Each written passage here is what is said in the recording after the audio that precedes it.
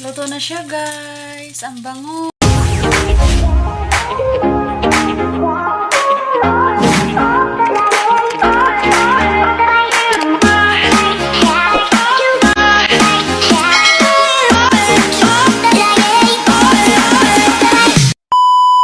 Hey guys, good morning! So, ngayon ay mag-iihaw tayo ng tikos. Isda, tikos pangalan yan. Di ko alam kung anong Tagalog.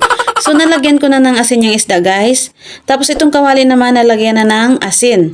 So, anong purpose ng asin? Para hindi dumikit yung isda natin sa kawali. Okay? So, ilagay lang natin yung isda sa kawali. And then, dahan-dahan lang yung apoy. Yung tamang ano lang para hindi masunog itong isda. Antayin lang natin yan ng 30 minutes bago natin baliktarin. Okay, so, ayan na guys. So, pag nalagay na yung isda guys, tsaka natin buksan yung apoy. Dahan-dahan lang yung apoy ha. Okay, so, ayan. Bago natin takpan.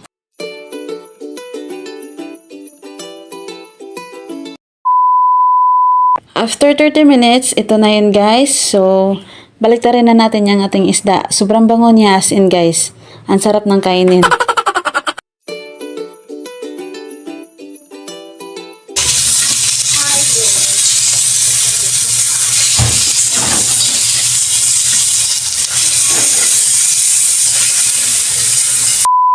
Wow!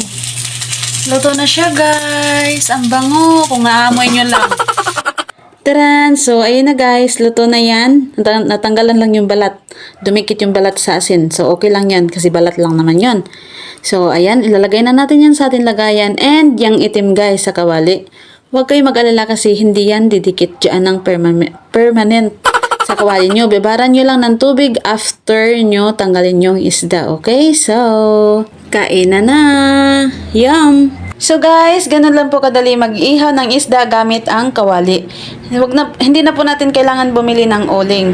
And mas maganda sa kawali guys kasi yung, di ba nagmamantika siya, nagtutubig, hindi na tatapon, naiipon siya and malambot, juicy yung kanyang laman. Mas masarap. Hanggang dito na lang po. Sana may natutunan po kayo sa video ito and God bless us all. Bye guys! Mwah!